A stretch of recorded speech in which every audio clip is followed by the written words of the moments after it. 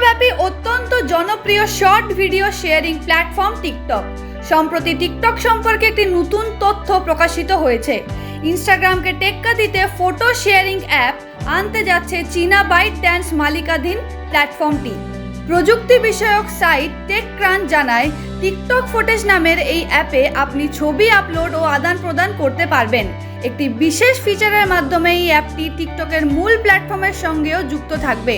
এর সাহায্যে ব্যবহারকারীদের একে অপরের সঙ্গে যোগাযোগ আরও সহজ হবে। সম্প্রতি ফটো অ্যাপ সম্পর্কিত কিছু কোড টিকটক অ্যাপে পাওয়া যায়।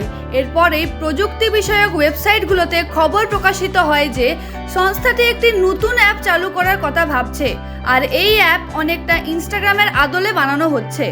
টিকটকের এপিকে ফাইলে টিকটক ফুটেজ নামের নতুন অ্যাপের আইকন ও রেফারেন্স পাওয়া গেছে।